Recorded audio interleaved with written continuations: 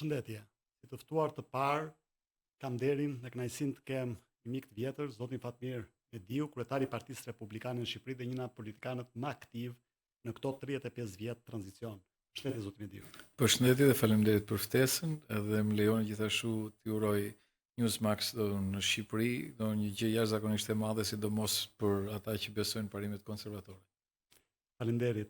Ju sapo u kthyat nga një vizitë e suksesshme në Washington DC, ku ndër të tjera kryesuat forumin të sigurinë dhe bashkë me ju ishte edhe një delegacion politikanë shqiptar, veçoi 2 nënkretarët e Partisë Demokratike, Gazmend Bardhi, Tepelin Kolliçi, në zonjën Tabaku dhe të tjerë parlamentar.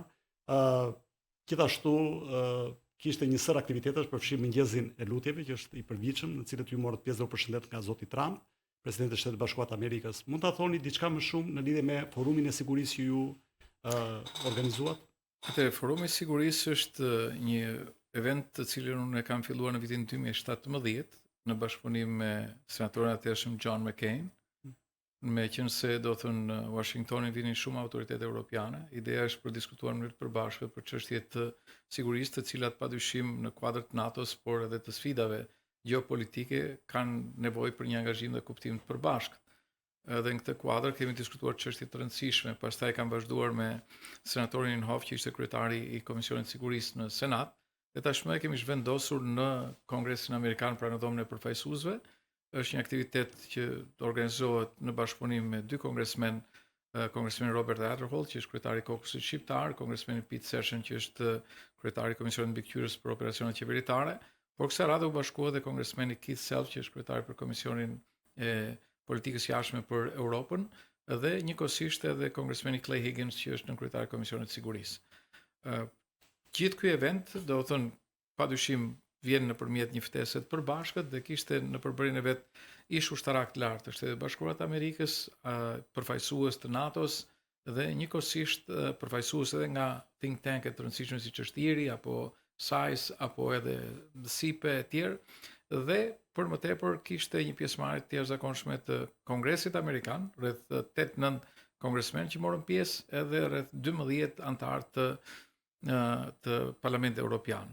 Po ashtu mori pjesë edhe kryetari i Kuvendit të Shqipërisë, kryetari i Kuvendit të Maqedonisë, kryetari i Senatit të Rumanisë e kështu me radhë. Pra gjithmonë vinë qeveritarë dhe autoritetet të larta. Atëherë fokusi ka qenë Ballkani në përgjithësi, Ballkani Perëndimor në veçantë apo Shqipëria me fokus më specifik? Ka qenë një çështje e cila është e ditës sot. NATO, nevoja e NATO si marrëdhënie jo vetëm në interes të Europës, por në interes të Shtetit Bashkuar të Amerikës, ndërtimi i partneriteti, sidomos mbas samitit të Hagës, ku është kërkuar që të investohet 5% në mbrojtje, 3.5% vetëm mbrojtje dhe 1.5% pastaj në infrastrukturë. Edhe në këto 2 element, do të thënë të gjithë ata që janë marrë me mbrojtjen e dinë shumë mirë që do në çështja e shpenzimit të mbrojtjes nuk është thjesht çështje financiare, por është një çështje logjike për ndërtuar nivele operacionale për forcat e armatosura.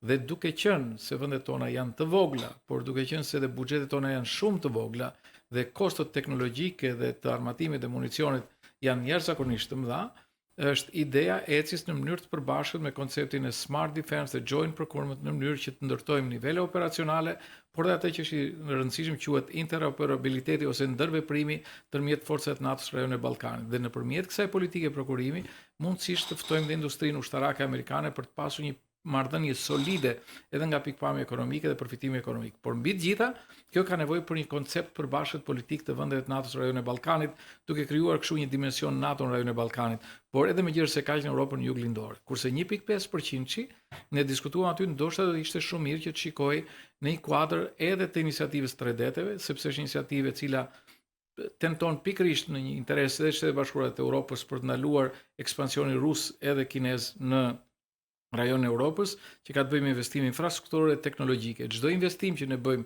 në infrastrukturë duhet patjetër që të ketë vizionin për të lidhur me infrastrukturën europiane, jo vetëm për mobilitetin ushtarak, por edhe për interesa dhe shkëmbime ekonomike dhe tregtare.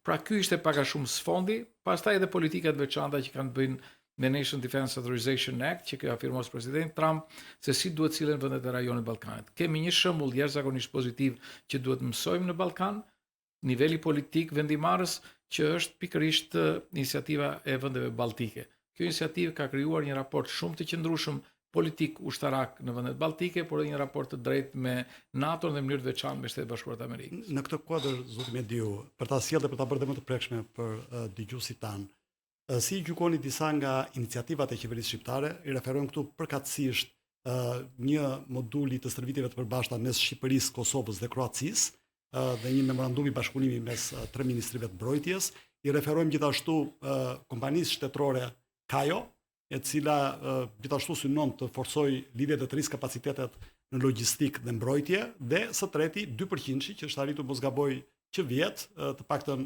i deklaruar zyrtarisht nga qeveria shqiptare, pavarësisht atyre trukeve që emergjenca civile hiqen nga një ministri dhe futet në ministria tjetër, por qeveria shqiptare ka thënë që ne kemi plotësuar deturimin 2%. Si gjykoni këto iniciativa të qeverisë shqiptare, a janë përpjekja e dur në rrugën e dur? Ilir, më le të sqaroj sepse këtu gjithmonë çdo gjë fillon nga e para. E para njëherë do të thënë 2%, që jo 2%, po 2.21% është realizuar në vitin 2008. Për herë të parë. Dhe pastaj do të thënë ka qenë një nga marrëdhëniet dhe biles ka një histori të sekretarit Ramsfeld me kryeministin Berisha për të arritur këtë nivel si një detyrim para samitit NATO-s në Bukuresht. Dhe kjo u realizua në vitin 2008. Soi ka përbën lajm, domethënë është herë e parë që e dëgjojmë. Po tu do të thënë ky është problemi, ne nuk lexojmë asnjë histori, e fillojmë historinë me veten tonë. Edhe këtë ja kam thënë edhe ministrit mbrojtjes. E dyta, për sa i përket asaj që ushtruat të bashkëpunimit të tre vendeve, mendoj që është një iniciativë pozitive. Por duhet patjetër që kjo iniciativë pozitive të ketë një burim politik, sepse politikat e mbrojtjes nuk janë thjesht politika ushtarake, janë shumë më tepër se ushtarake, politikat e sigurisë. Dhe ka nevojë për një dimension NATO në rajonin e Ballkanit, i cili duhet zgjerohet më tesa tre vendet, mundësisht në vendet e Evropës juglindore. Ne shkojmë samitet e NATO-s tërësisht përgatitur. E kemi thjesht momente marrim fotografi, takuam këtë apo takuam atë pa një substancë për të analizuar se çfarë bijem ne më tepër siguri dhe më tepër interes në rajonin e Ballkanit. Edhe pse NATO e ka shfaqur hapur që ka interes për rajonin e Ballkanit për frenimin e Rusisë dhe të Kinës, ashtu si dhe National Defense Authorization Act.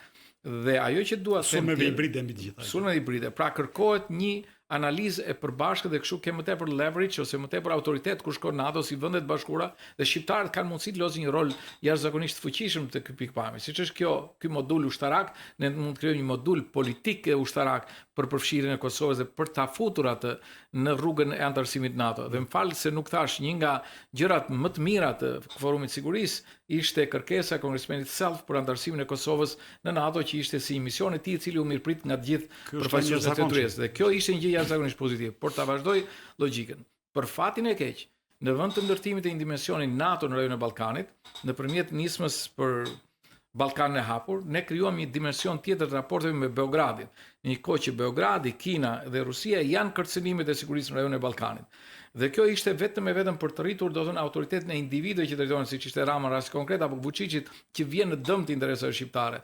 Dhe po ta shikosh nga pikpamja e zhvillimeve, jep më tepër hapësirë, do të thënë, penetrimit të Rusisë dhe të Kinës në rajonin tonë të Ballkanit, cilët janë kundërshtar të interesave të Shqipërisë. Prandaj them që politikisht duhet ndërtuar një herë para një mirëkuptim për sa i përket kërcënimeve të sigurisë dhe në mënyrë të përbashkët veprojmë pastaj edhe në ngritjen e niveleve operacionale ushtarake. Dhe thash, mënyra më e mirë është nëpërmjet investimeve të përbashkëta, prokurime dhe smart defense, duke ftuar industrinë ushtarake amerikane dhe europiane. Për të kaluar tek pika juaj e tretë. Shiko, tregu i industrisë ushtarake është një treg shumë kompetitiv dhe industria ushtarake nuk zhvillohet se ke dëshirë apo s'ke dëshirë.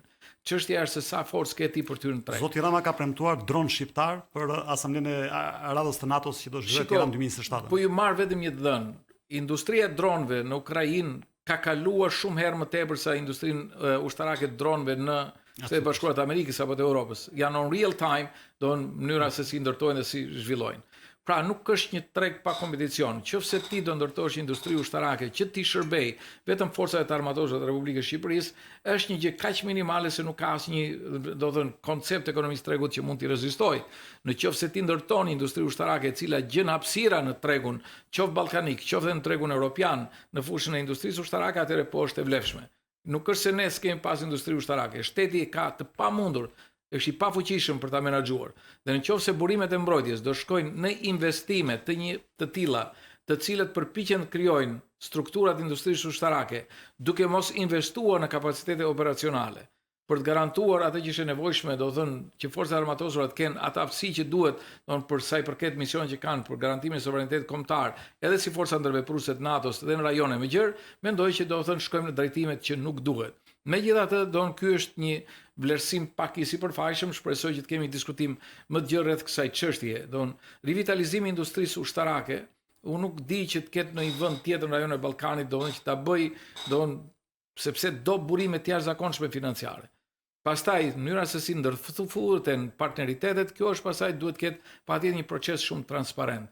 Ka një mekanizëm i cili është kërkuar edhe në konferencën e sigurisë që quhet investment screening, që garanton që çdo investitor që vjen nuk ka interesa të cilat vinë ndesh interesat tona të sigurisë kombëtare, dhe vendet të cilat nuk kanë ndesh interesat tona të sigurisë kombëtare janë pikërisht vendet anëtare të NATO-s. Ne duhet të jemi shumë të vëmendshëm nëse bashkëpunimi krijohet jashtë sferës së marrëdhënieve me NATO. Ne zoti Mediu kemi një këshill kombëtar të sigurisë i cili drejtohet nga presidenti i Republikës. A duhet ky këshill i sigurisë të prononcohet në raste të tilla dhe të ketë një lloj filtri në lidhje me atë që ju sapo thatë? Kam kohë që e them që ne nuk kemi këshill të sigurisë kombëtare. Ne kemi të shkruar në kushtetutë që kemi këshill të sigurisë kombëtare dhe për ligjin e forcave të armate kemi këshill të sigurisë kombëtare. Nuk e kemi. Është jo efektiv, sepse jemi vetëm vend antar i NATO-s që nuk bëjmë një analizë të gjithë informacionet të inteligjencës apo institucionet që merren me çështje sigurisë se kush janë kërcënimet dhe problemet dhe qëndrimet që duhet marrim. Politika jonë e sigurisë është bërë një pazar individual, një qëndrime individuale për të përfituar në mënyrë individuale, jo duke parë atë në aspektin e sigurisë Shqipërisë dhe në aspektin e sigurisë dhe interesave të shqiptarëve në rajonin e Ballkanit. Më thoni kur është mbledhur një herë Këshilli i Sigurisë Kombëtare që ke diskutuar për një qëndrim që mbahet në një samit NATO. Po ndoshta për të bërë pak rolin e oponentit është se disa mendojnë që Shqipëria nuk është realisht e rrezikuar nga fuqitë huaja malinje apo nga ndikimet të huaja keqdashse. Referojmë këtu me përjashtim të rastit Tiranit, i cili natyrisht kreu një sulm kibernetik ndaj institucioneve tona.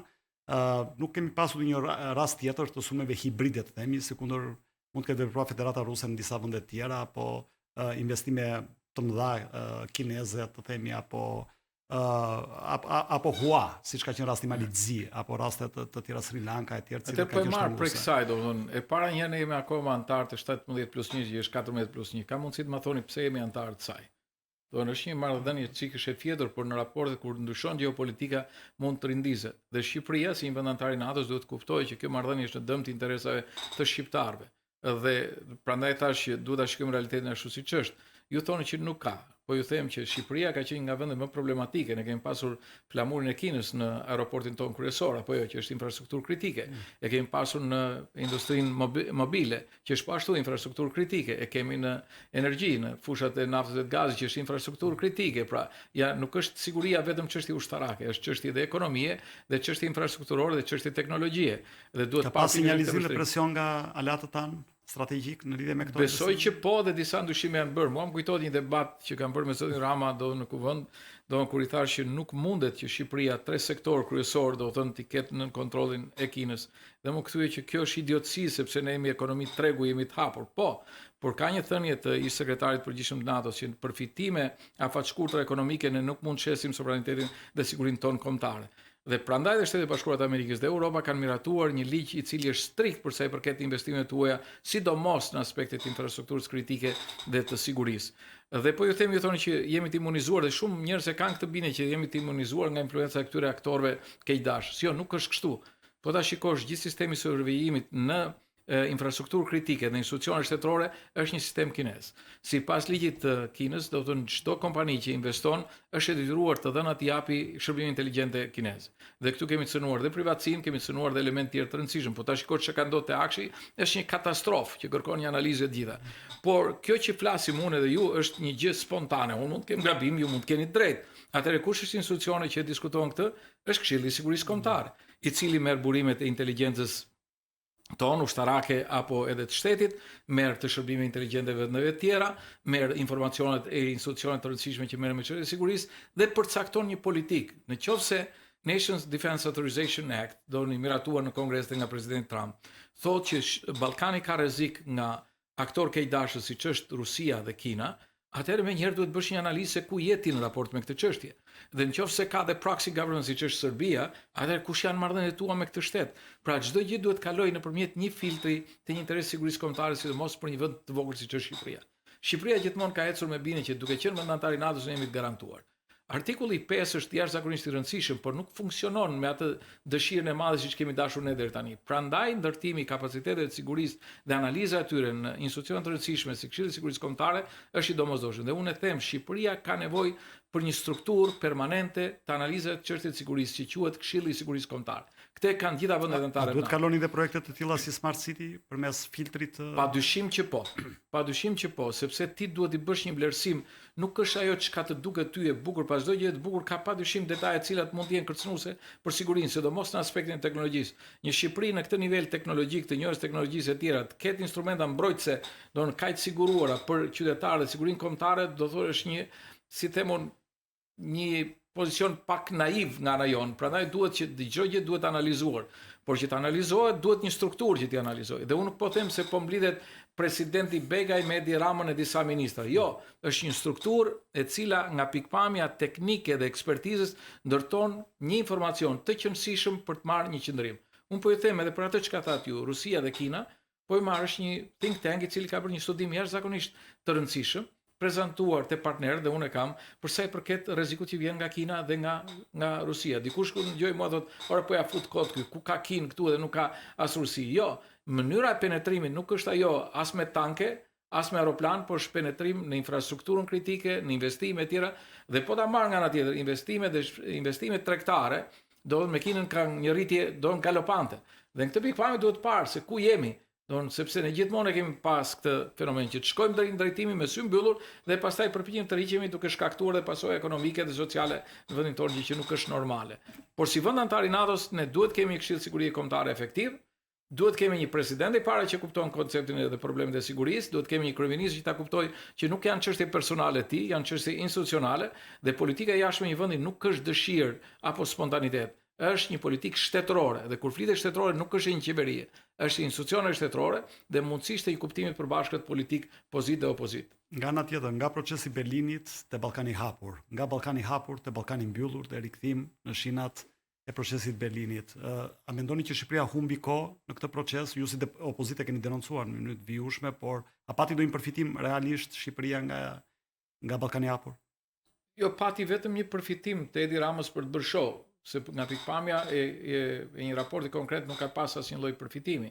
Por mos them në pikpamjen e interesit kombëtar pati një dëm shumë të madh. Se qenia e Kosovës jashtë kësaj marrëdhënie dhe dublimi nga ana e Shqipërisë të interesave të Kosovës është gjithmonë i dëmshëm. Paternalizimi i Tiranës kështu Kosovës është një dëm jashtëzakonisht i madh që i bëhet autoritetet e Kosovës në njohjen reciproke, në dialogun me Serbinë, edhe në marrëdhëniet e partneritetit me BE-n apo dhe me Shtetet Bashkuara të Amerikës. Dhe kjo është e papranueshme. Nuk mund të jesh edhe vëlla me Vučićin edhe vëlla me Prishtinën. Pra duhet dërtuar një raport i drejtë. Un kam pasur kam bindje, nuk është se kam ndonjë tendencë për të thënë që Serbia është gogoli i Ballkanit. Por Serbia ka përcaktuar që politika e vet e sigurisë dhe politika e vet e jashtme është e lidhur me Rusinë, më shumë se me çdo tjetër dhe nuk ka për të hequr dorë nga kjo. Politikat ekonomike i ka shumë të fuqishme me Kinën, për më tepër është kundër NATO-s, për arsye që përpiqet të shpjegoj me historinë çka ka ndodhur, por mendoj është më tepër se kaq dhe ajo që është e rëndësishme politikën europiane ka si një lloj mundësie për të qenë pjesë e diskutimit europiane, po jo si një qëllim të vetin nga pikpamja gjeopolitike. Po zoti Mediu, se kjo më ngacmon pak. Si ka mundësi atëherë që një Serbi e cila ka më pak se 10% të qytetarëve të saj, 10% të qytetarëve të saj mbështetje për NATO-n dhe rreth 46% mbështetje për Bashkimin Evropian, pra më të ultat në gjithë kontinentin evropian, ka këtë lloj intensifikimi të marrëdhënieve, madje kanë kryer para disa vitesh dhe stërvitje të përbashkëta me ushtrinë amerikane. Ka pasur vizitat nivelit lartë nga Shtetet Bashkuara të Amerikës, kemi Bektelin, e cili ka qenë një interlokutor i fuqishëm, dhe ku Marko Gjurić, ministri i jashtëm aktual i Serbisë, ka qenë pjesë e bordit të tij. Dhe nga ana tjetër kemi një vizitë të Milorad Dodik në Washington ditët e fundit. Si analizoni këtë? Po ti analizoj me radhë. E para do të thënë qasja e Serbisë në rajonin e Ballkanit ka qenë dhe ngelet shqetësim për NATO-n dhe për Shtetet Bashkuara të Amerikës dhe për Europën. Dhe padyshim Europa dhe Shtetet Bashkuara të Amerikës duan që ta qasin në partneritet dhe marrëdhënie të qëndrueshme me Serbinë. marrëdhënia me Serbinë edhe në kuadër të Adriatic Treshit apo Sedmit ka qenë një marrëdhënie e cila do të gjithmonë në kuadër të shefëve të shtabit përfshihej në aktivitetet përbashkëta ushtarake dhe unë mendoj që është i drejtë qëllimi i Shtetit Bashkuar të Amerikës për të bashkëpunuar ushtarakisht për ta shkëputur mundësisht nga influenca ruse e tjera. Dhe kjo është një tendencë që do të vazhdojë dhe nga shkëputja nga tendenca e kontrollit ekonomik nga Kina dhe pa një investim konkret në këtë drejtim nga Shtetet Bashkuara të Amerikës dhe Europës, do të thënë nuk mendoj që do të na vlente në pikpamjen e sigurisë, do të thënë një ishull apo një loophole, do një problem në rajonin e Ballkanit. Duhet shmangur e duhet zgjidhur si problem, por nuk e zgjidhim dot ne. Ne nuk mund të japim kredo për atë që se ka.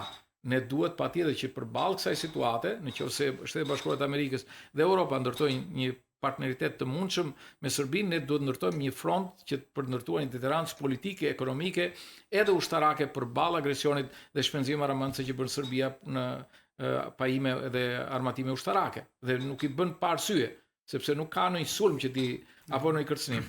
Fakti që mungojnë ambasadorët amerikanë në rajon është një dëm kolateral apo i rëndësishëm për... është një dëm për faktin sepse do të thënë padyshim që niveli i përfaqësimit diplomatik ka një vlerë edhe në komunikimin e Departamentit të Shtetit edhe me Shtëpinë e Bardhë. Shpresoj që të korrigjohet sa më shpejt. Problemet kanë qenë në miratimet se çdo ambasador miratohet në Senat dhe ka pas një seri bllokime në Senat. Por që t'u jap përgjigje për atë të Dodik. Dodik ishte në Washington, ka bërë takime të tjera. Unë mendoj që Shtetet Bashkuara të Amerikës u përpoqen që të gjejnë një zgjidhje ndryshe nga herët e tjera. E para, autoritetit problematik në rajonin e Ballkanit që ishte Dodik, si president i Republikës Srpska, i cili kërkonte largimin e kësaj republike nga Federata, i kërkuan që të hiqte dorë si president duke i hequr sanksionet. Por nuk është vetëm kaq, është një paketë e tërë. E dyta, i kërkuan që të deklarohet që nuk ka për të larguar nga Bosnia-Hercegovina, pra ajo politikë e ndarjes nga Bosnia-Hercegovina duhet frenohet.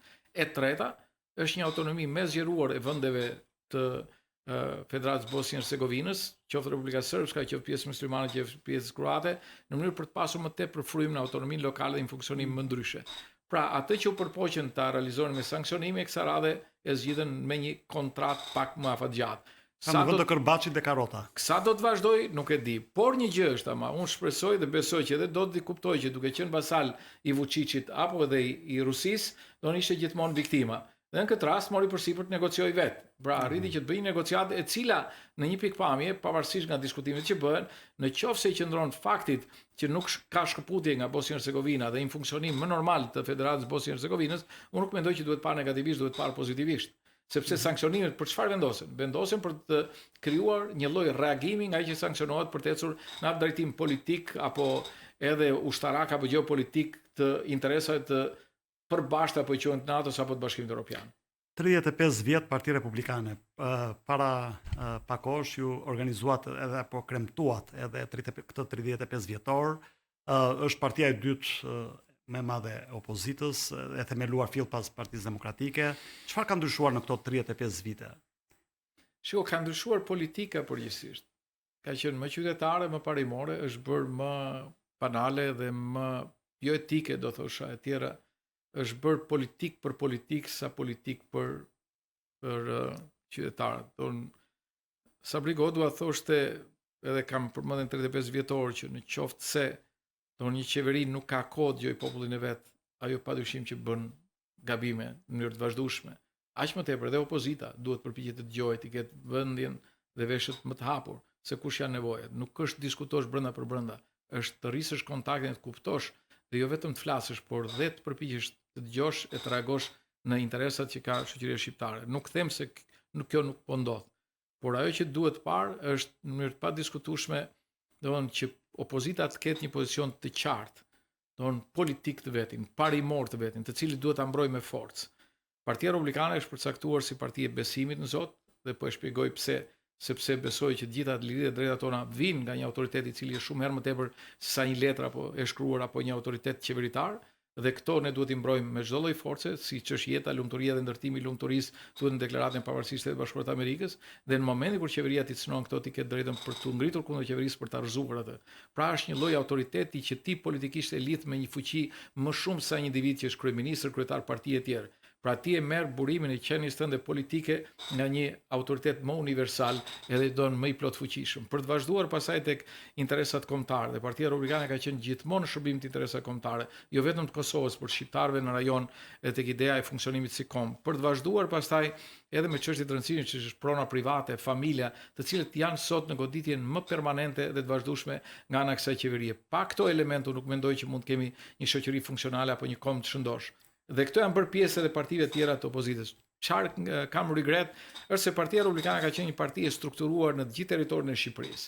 Po për fatin e keq sistemi elektoral e ka zhbër organizimin elektoral territorial dhe ky sistem elektoral ka qenë vrastar për politikën shqiptare, si nga pikpamja e kualitetit politik, por edhe nga pikpamja e organizimit dhe pluralizmit politik. Zoti Mediu, një pyetje që më ka shqetësuar gjithmonë është fakti që në spektrin e majt ne kemi një gati mas homogjene, pra nuk kemi asnjë parti që partinë klienteliste socialdemokrate, e cila të bëj kashillok apo të bashkë ekzistojë, të themi, bashkë me Partinë Socialiste.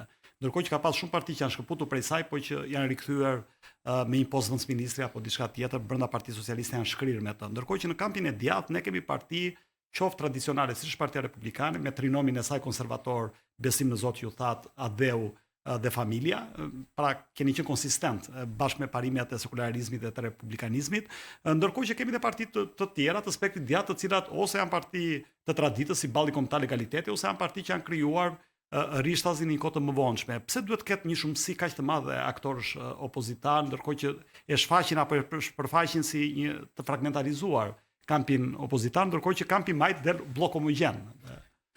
Ka një shprehje në Amerikë thonë too many chiefs, no, nuk po e shtoj, por kjo është, do të thënë, për fatin e keq. Më falni, vi këtë pyetje se u keni ngritur mos gaboj dhe idenë e federatës së djathtë kohë më parë. Edhe unë besoj që çdo gjë që ndodh në opozitë në një mënyrë apo një tjetër është stimuluar nga pushteti i sotëm, me të gjithë mekanizmat e mundshme. Nuk ka ndodhur në historinë politike shqiptare që të ketë një njerëz si Edi Rama qëllim kryesor shkatrimi i opozitarizmit, krijimi i klientelizmit e brenda opozitës, dhe kjo duket qartë edhe në veprime që ai bën, emrim e tjerë e tjerë. Ai do të krijojë përshtypjen që çdo gjë varet vetëm prej tij. Edhe ai mund të kontrollojë dhe shkatërrojë opozitën në të gjithë elementet e vet. E bëri këtë me Partinë Demokratike, përpiqet të influencojë nëpërmjet medias edhe qasjen politike të shumë partive politike në Shqipëri. Unë jam e bindur që ne nuk mund të prishim kala për të ndërtuar kasolle. Dhe këto kasolle nuk mund t'i blejnë askujt, mund t'i blejnë momentalisht një individi të caktuar për të që unë jam. Por këta individ, nëse kanë vlerë, mund të funksionojnë shumë më mirë brenda një, po them, federate opozitare. Dhe gjithë ideja e federatës opozitare nuk ishte për t'i dhënë leadershipi një partie, po për t'i dhënë një grupi njerëzish të cilët ishin më të pavarur për ta organizuar në qëllime të përbashkëta të opozitën shqiptare. Dhe unë kam bindjen që forumi për dialog që është ndërtuar dhe dua t'i falenderoj, t'i vlerësoj, është një përpjekje jashtëzakonisht pozitive që tek kalon interesin e vogël të partive politike se kush është kush dhe pse duhet të jemë njëra apo duhet të jemë tjetër. Sa janë gjasat që partitë parlamentare, kujtoj këtu partinë e Agronshejt, Mundësia, apo partinë e Adriatic Lapajt, që në fund ditës janë parti opozitare parlamentare, se dhe kjo vlen teksohet, ti bashkangjiten ftesës së forumit dialog politik dhe të jenë bashkë në një kamp të përbashkët. Unë po e shtroj në formën e pyetjes. Se dim që lëvizja bashkë shprehur. Ka interes Agronshej apo edhe Lapaj që do të thënë të kenë mandate në kuvend aq sa vota i japin qytetarë shqiptar? Padyshim që duhet ta kenë, sepse gjysma e mandateve i ka marrë Edi Rama. Atëherë për ta bërë të mundur këtë ka nevojë për një reformë zgjedhore. Dhe kjo reformë zgjedhore kalon nëpërmjet një komisioni të reformës zgjedhore. Ke apo s'ke besim çdo gjë ndodh në kuvendin e Shqipërisë, se pastaj do kthehemi te absurditeti Lulbashës, që do të thënë duhet largohemi nga parlamenti dhe do na vi çdo gjë gati. Dhe për ta bërë këtë të mundur është e nevojshme që të ketë një platformë të përbashkët bashkë me forumin për dialog për ta prezantuar si qëndrim tonin unik, të unifikuar, për të shkuar për negociuar me faktorin ndërkombëtar.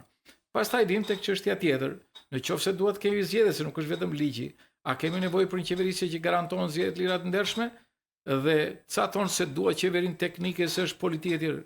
E para nuk kanë konceptuar dhe nuk kanë kuptuar një gjë, që kjo qeverisje teknike është një qeverisje që mund vi si marrëveshje politike, siç erdhi në Maqedoni dhe ne nuk kemi më keq se maqedonësit. Qeveri kujdestare ndoshta. Qeveri kujdestare e cila garanton së pari rikthimin e institucioneve në binarët e vetë kushtetues për atë moment funksionimi 6 muaj. Rikthimin e besimit. Rikthimin e besimit në raport me zgjedhjet dhe shkëputjen e shtetit nga influenca zgjedhore që nuk shpërdor as parat për bler pensionistët, as parat për të falur gjobat, as parat apo strukturat e shtetit për të vajtur dhe për të individuar votuesit, nuk përdor as krimin e organizuar policia në bashkëpunim me tjerë për të bler vota dhe për të individuar votuesit.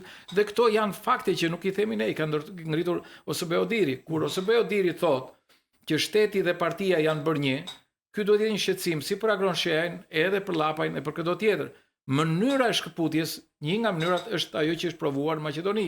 Dhe unë nuk kam bindje që ne duhet të inventojmë në gjë, po duhet të marrim një shembull real konkret për ta kthyer implementuar në Shqipëri. Dhe ajo që sot është në Maqedoni është ata nuk kanë më kontestime zgjedhore apo jo.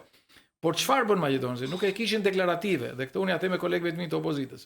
Ata ndërtuan një raport të drejtë me disa njerëz që kanë investuar në Maqedoni, siç ishte Lord Robertson dhe të tjerë, duke shpjeguar problemet dhe duke ofruar zgjidhje në mënyrë të përbashkët. Dhe ata u bën pasaj negociatorët në Bruksel dhe në Washington. Këtë gjë duhet ta bëjmë dhe ne, por duhet ta bëjmë në mënyrë të unifikuar.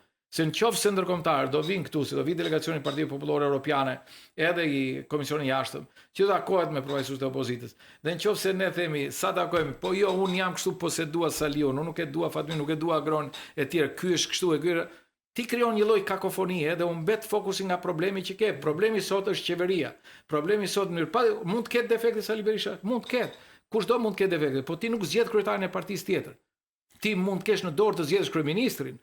Në momentet kur votat tua në Kuvendin e Shqipërisë janë të rëndësishme për atë që do emërohet si kryeministër, ti thua jo atij që mendon që nuk duhet të jetë. Një pyetje direkte në lidhje me këtë zoti Mediu. Ju mendoni që është si rezultati i papjekurisë politike, një lloj animoziteti të pakapërcyeshëm që tregon infantilitet politik, apo ju mendoni se ka të bëjë me çështje më principale të tilla si listat e hapura, një kod zgjedhor i cili lejon koalicionet parazgjedhore, një zonë të vetme elektorale e tjera, të cilat janë kërkesa legjitime për zërtetës nga një pjesë e forcave politike. Pra është e para apo është e dyta arsyeja kryesore pse vim prapë i lirë tek ajo se kur ka filluar historia, un kam qenë nga ata që kam kundërshtuar ndryshimin kushtetuese në vitin 2008. Kemi thirrë tureza, kemi thënë për listat hapura, kemi kërkuar listat hapura, edhe kur këta kanë qenë brenda partive dhe subjekteve që kanë qenë kundër listave të hapura.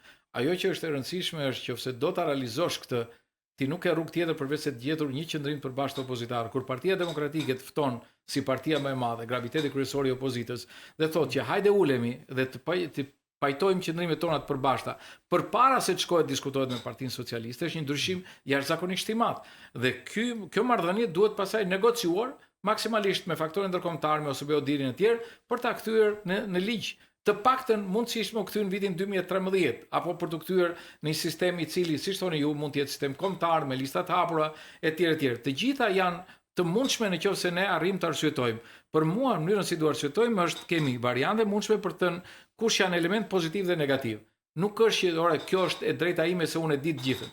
Nëse ne e ndërtojmë në një nivel teknik mirëkuptimin për reformën zgjedhore, në nivel politik do ta kemi më të lehtë. Nëse politikanët do bëjnë dhe teknikun, se mendojnë që din të gjitha, në jashtë modestie po i them që për sistemin zgjedhor di pak më shumë se ata sepse kam një kohë gjatë që luftoj dhe ka nevojë për një diskutim teknik për ta ndërtuar jo vetëm si sistem, por dhe funksionalitetin dhe implementimin në mënyrë që çdo forcë politike të marrë mandatet që jep qytetarit shqiptar, qoftë në koalicion, qoftë edhe jashtë koalicionit. Janë shumë elementë që duhen parë reformën zgjedhore dhe duhet të ishim gjithë bashkë. Ndodh për naivitet, ndodh për të thënë qasje individuale të tjera. Në politik un kam 35 vjet dhe do isha naiv që mos pranoj që të gjitha mund të jenë bashkë. A ka gjasa ose më saktë reforma zgjedhore, reforma territoriale administrative janë dy anë të njëjtës medalje, natyrisht kërkojnë dhe ndryshime kushtetuese. Sa janë gjasat që brenda afateve të përcaktuara dhe kushtetuese në raport me zgjedhjet, duke filluar nga ato lokale dhe mandej të përgjithshme, nëse do kemi zgjedhjet parakohshme, të realizohet brenda afateve dhe të kemi një reformë konsensuale, e cila natyrisht të ketë dhe legitimitet. Jo gjithmonë, dhe këtë është ndoshta një observimi im, ka nevojë për ndryshime kushtetuese. Prandaj them që duhen dëgjuar ekspertët kushtetues dhe ata që janë ekspertë elektoral, sepse mund të ofrojnë zgjidhje që s'ka nevojë për ndryshim kushtetues. Por nëse ka nevojë për ndryshim kushtetues për të garantuar zgjedhje lira të ndershme, kjo duhet bërë. Unë mendoj që ne jemi në kaos total kushtetues, nuk kemi më republikë parlamentare, jemi republikë e Edi Ramës. Kjo është sidomos me gjestin e fundit duke futur emrin e vet në ligj, ishte katastrofale, nuk ka ku të shkojë më, është e paprecedent dhe është shumë e rrezikshme. Por ajo që unë them është që ne duhet shikojmë të realizojmë kush është qëllimi, dhe qëllimi është zgjedhje lira të ndershme. përfaqësimi në kuvend nga votat e qytetarëve dhe zgjedhjet e qytetarëve, jo e partive politike apo manipulimit të zgjedhjeve. Dhe në këtë pikpamje, qoftë se ka nevojë për ndryshim kushtetues duhet bërë. Edi Rama ndryshoi kushtetuesin për 3 ditë. As Bangladeshi, ku di unë, në një vend i botës së tretë nuk mund ta ndryshojë kushtetuesin për 3 ditë, jo më një vend antar i NATO-s. Po ja që e bërë dhe kush nuk flet për atë. Nëse ka një frym për diskutuar në mënyrë të përbashkët për të gjetur një zgjidhje pozitive për Shqipërinë, për të arritur ato standarde që duhen europianët si vend antar i NATO-s, ne duhet ta bëjmë atë. Por ajo që unë mendoj pas kësaj, ne duhet të shikojmë një reformë kushtetuese reale. Shqipëria ka nevojë për një kushtetues. Ne kemi një kushtetut, do të thënë, të shpërfytyruar. Do të që nuk dihet, nuk është më parimi check and balance. Ne kemi autoritete absolute që i mbivendosin njëra tjetrës, kemi kryeministër që nuk pyet për asnjë institucion, asnjë pushtete tjera me radhë, sidomos kakofonia dhe problemet e kohëve të fundit tregojnë që nuk pyet më njëri për Kryeministri, reflektim të vetëm për gjykatën kushtetuese, vendimin e saj të fundit pati që do ta rishikojë ligjet në mënyrë që të kufizojë fushveprimtarinë e gjykatës kushtetuese, pra në mbrojtje të Pa dyshim, prandaj sepse i gjitin i qëllimi i kryeministrit është për ta çuar tek pushteti i tij absolut, çdo gjë që nuk e kontrollon dot. Dhe mendon që nëpërmjet votave, të cilat janë votat manipuluara, ato 86 mandate nuk janë votat qytetarëve shqiptar, janë votat vjedhura. Se thash 8-9 mandate jo ka marrë partive tjera për shkak ligjit elektoral në tavolinë. Dhe këtë kam thënë që përpara zgjedhjeve. Dhe për më tepër dhe ajo që ka provuar SBO-diri të manipulimit masiv të zgjedhjeve. Por do që edhe ta kthej parlamentin në pazar nëpërmjet klientelizmit të peshkoj deputet këthe andej për të bërë ndryshime kushtetuese, të cilat do të thonë mund t'i vinë forcimit të pushtetit të tij. Në një kohë që nuk ka ndodhur asnjëherë kështu, ndryshime kushtetuese në mënyrë të jashtme. Por unë e them me bindje që ne duhet ta rikthejmë një republikë parlamentare në Shqipëri, kur deputetët zgjidhen nga qytetarët, deputetët kanë autoritet kushtetues për të kontrolluar ekzekutivin dhe të jenë ligjbërës e jo thjesht miratues të ligjeve. Dhe një parim check and balance e në raport me drejtësinë edhe me ekzekutivin. Ekzekutivi është produkt i parlamentit, nuk është parlamenti për fatin e keq siç është sot produkt i qeverisë. Pse është produkt i qeverisë? Se kryetari i mazhorantës zgjedh deputetët. Deputetët duart trokasin sikone kuvendit partisë punës, do të vjen zor të jesh në një sallë ku çdo fjalë që flitet ka nga një duart trokitje nga mbrapa nga ata që as kanë kuptuar se çfarë ka thënë folsi dhe as kanë kuptuar se ku është qëllimi e atij që foli. Vetëm janë ushtar të radhës për të plotësuar dëshirat dhe tekat dhe autoritetin për pushtet dhe përpara të kryeministit apo shpurrës të tij. Për fund, duke qenë një nga senatorët e politikës shqiptare, tashme me mbi 3 dekada eksperiencë politike, parlamentare, ekzekutive, si e mendoni ju një strategji të suksesshme të opozitës, se qëllimi çdo opozite është vinë pushtet, për të ardhur në pushtet në një kohë sa më të shpejtë? Strategjia në radhë parë ka nevojë për një narrativ të qartë. Një narrativ të qartë programore alternative, jo vetëm për atë çka ka sot pushteti, por edhe për atë çka i ofrojmë ne qytetarëve shqiptar. Sepse ti nuk mund të ofrosh vetëm përplasjen me pushtetin, por dhe bashkëpunimin për ndërtuar diçka më të mirë. Dhe eksperjenca nga 2001 deri në 2005 është një eksperiencë të cilën opozita duhet ta rikthejë dhe ta vlerësojë. Unë jam gjithmonë që momentet historike duhen rivlerësuar në një moment për të marrë atë që është më e mira.